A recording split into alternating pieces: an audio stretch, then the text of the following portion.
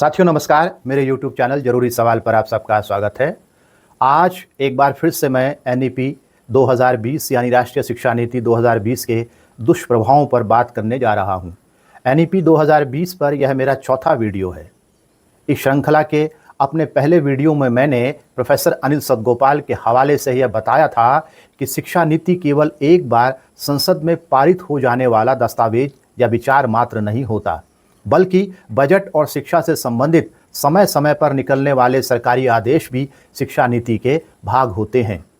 राष्ट्रीय शिक्षा नीति 2020 द्वारा स्कूली शिक्षा पर किए जा रहे हमलों के उदाहरण देने के लिए इससे पहले भी मैं 3 वीडियो बना चुका हूं।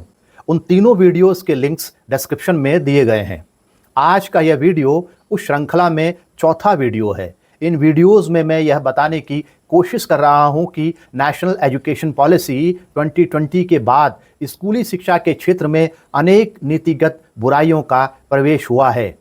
इस श्रृंखला के पहले वीडियो में मैंने यह बताया था कि 2014 के बाद शिक्षा के बजट में 3 ट्रेंड देखने में आते हैं। ये ऐसे ट्रेंड हैं जिनका स्कूली शिक्षा पर बुरा असर दिखाई देता है। पहला ट्रेंड यह है कि केंद्र सरकार के कुल बजट में शिक्षा के बजट की हिस्सेदारी लगातार कम की जाती रही है। दूसरा ट्रेंड यह है कि केंद्र सरकार की GDP में से शिक्षा को मिलने वाले हिस्से को भी लगातार कम किया गया है।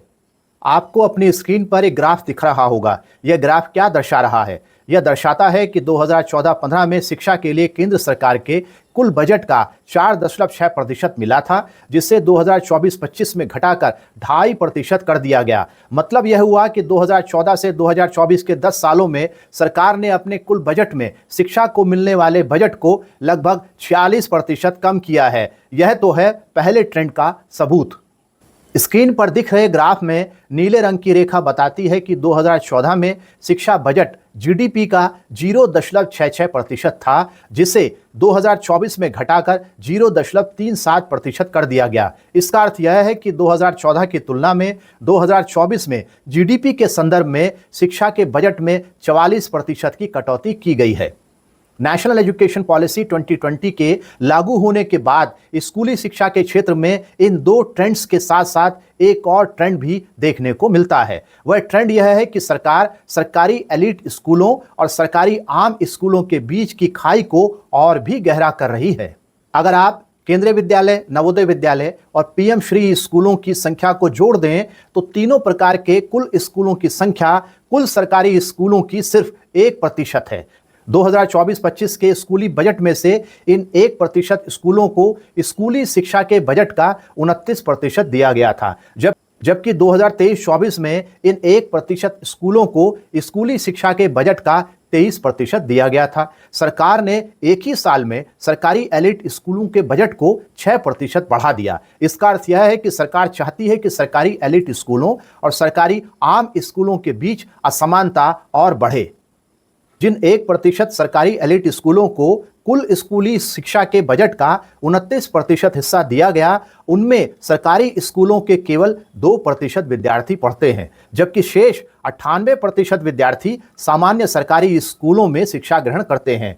इस श्रृंखला के दूसरे वीडियो में मैंने बताया था कि स्कूली शिक्षा के बजट में कटौती के कारण टीचर्स की क्वालिटी और सर्विस कंडीशंस पर बुरा असर पड़ा है।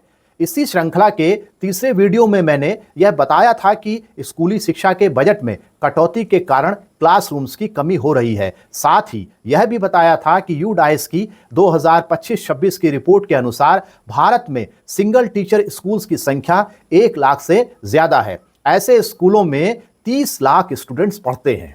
आज का यह वीडियो इस श्रृंखला का चौथा वीडियो है।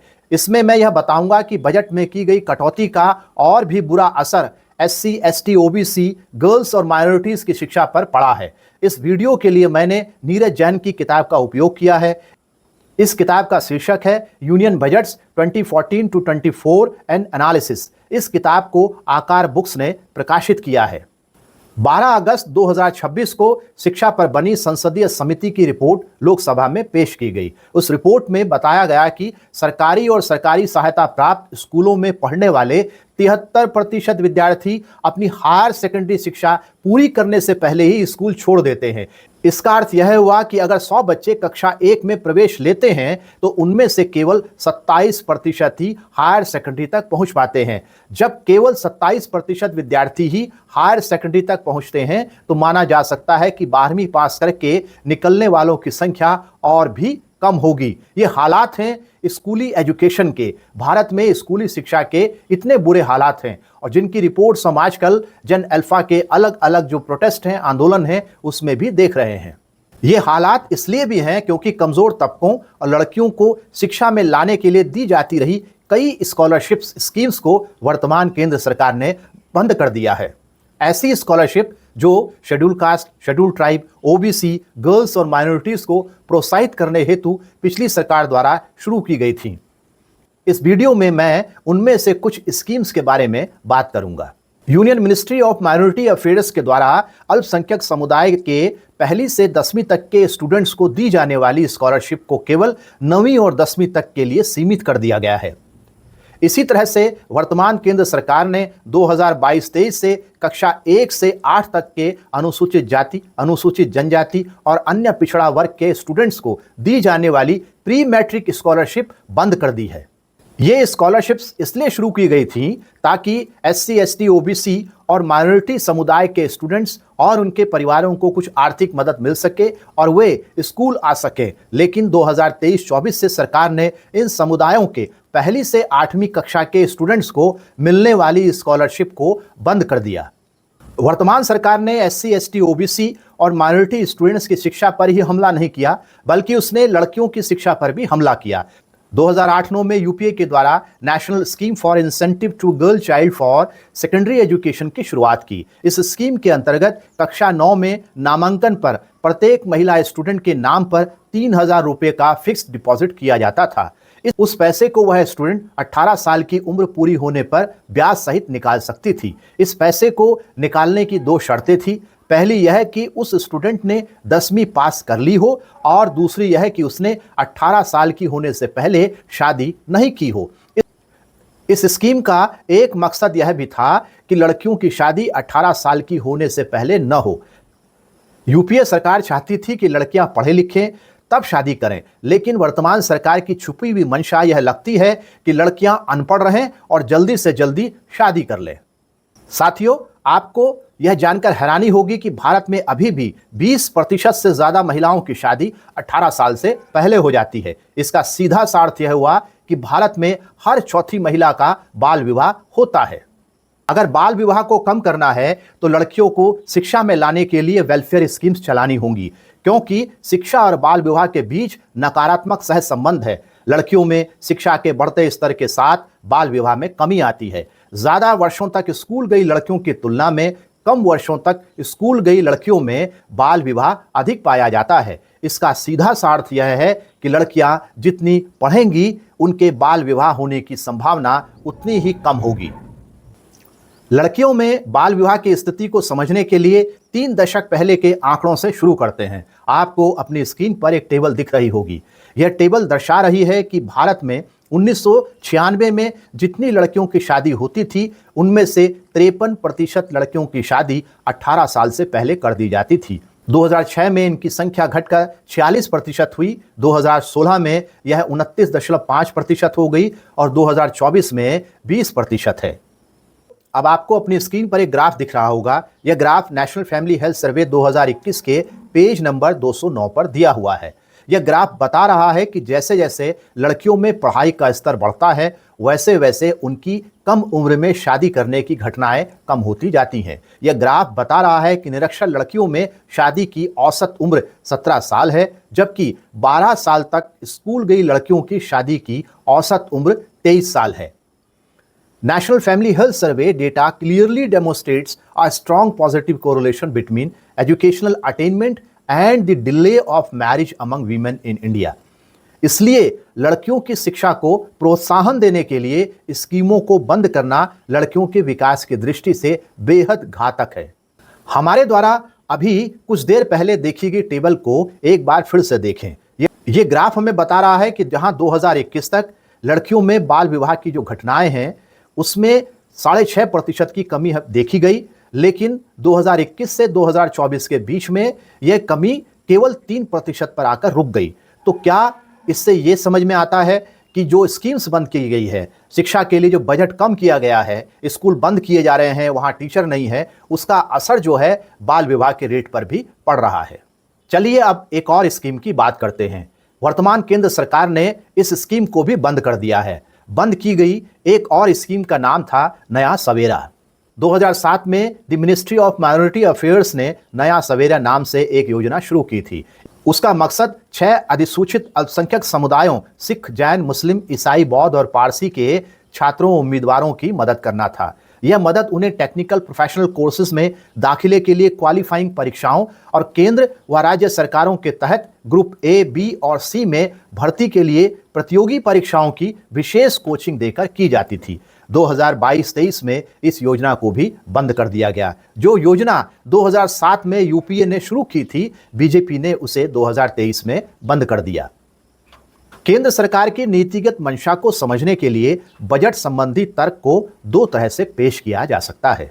पहला तर्क तो यह दिया जा सकता है क्योंकि सरकार को एससी, एसटी, ओबीसी, गर्ल्स और माइनॉरिटीज के शिक्षा के अवसरों को सीमित करना था, इसलिए उसने जीडीपी और कुल बजट दोनों ही में शिक्षा की हिस्सेदारी को लगभग 45% कम कर दिया और साथ ही उनके लिए चलाई जा रही वेलफेयर स्कीम्स जैसे स्कॉलरशिप को भी, प्री मैट्रिक स्कॉलरशिप को भी बंद कर दिया।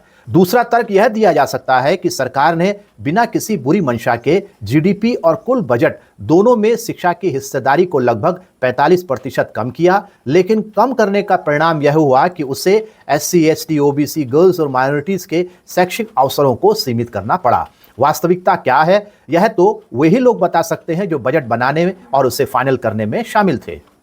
इस मामले में सच्चाई जो भी हो, लेकिन परिणाम ये हैं कि एससी, एसटी, ओबीसी, गर्ल्स और माइनॉरिटीज की शिक्षा तक पहुंच को बढ़ाने के लिए कांग्रेस के समय शुरू की गई स्कीमों को बंद कर दिया गया है। इस पॉडकास्ट में उठाए गए मुद्दों के आधार पर मेरी सरकार से मांग है कि स्कूली शिक्षा में अवसरों की समानता और गुणवत्ता को सुधारने के लिए शिक्षा के बजट में बढ़ोतरी की जाए। 1966 में कोठारी कमीशन ने सिफारिश की थी कि 1986 तक शिक्षा पर किए जाने वाले खर्च को राष्ट्रीय जीडीपी के कम से कम 6% तक बढ़ाया जाना चाहिए। यानी ये सिफारिश 1966 में की गई थी कि केंद्र सरकार को अपने जीडीपी का 6% जो है वह शिक्षा पर खर्च करना चाहिए। लेकिन 2024-25 में शिक्षा पर राष्ट्रीय जीडीपी का केवल 0.37% ही खर्च किया जा रहा है।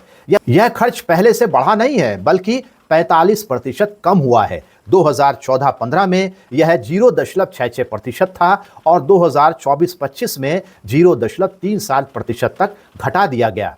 भारतीय जनता पार्टी ने अपने 2014 के लोकसभा चुनाव के घोषणा पत्र में यह वादा किया था कि देश में शिक्षा के क्षेत्र को मजबूत करने के लिए वह जीडीपी का, यानी सेंट्रल गवर्नमेंट के जीडीपी का 6% करेगी। लेकिन पिछले 10 सालों में उसने शिक्षा पर खर्च को बढ़ाने की बजाय 45% कम कर दिया। सरकार को चाहिए कि वह जीडीपी में शिक्षा की हिस्सेदारी कम करने की बजाय बढ़ाए। सरकार से यह भी मांग है कि वह एससी, एसटी, ओबीसी और अल्पसंख्यक समुदायों के विद्यार्थियों के लिए कक्षा 1 से 8 तक बंद की गई प्री मैट्रिक छात्रवृत्तियों और प्रतियोगी परीक्षाओं के लिए नया सवेरा जैसी कोचिंग योजनाओं को भी शुरू करे। सरकार से यह भी मांग है कि वह बाल विवाह रोकने और माध्यमिक शिक्षा तक लड़कियों की पहुंच बढ़ाने के मकसद से 2007 में शुरू की गई योजना को फिर से शुरू करे, जिसके अंतर्गत बालिकाओं के अकाउंट में 3,000 रुपये जमा किए जाते थे। सरकार न केवल इस योजना को फिर से चालू करे, बल्कि 2007 से अब तक महंगाई में हुई वृद्धि को ध्यान में रखकर इस योजना को फिर से लागू करे।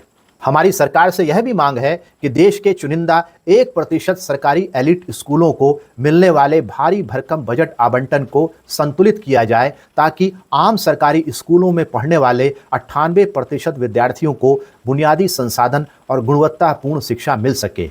तो साथियों, इस वीडियो में इतना ही। इस वीडियो में उठाए गए मुद्दों पर अपनी राय कमेंट करके बताइए। वीडियो को देखने के लिए आप सभी का शुक्रिया। नमस्कार, मैं बीरेंद्र सिंह रावत।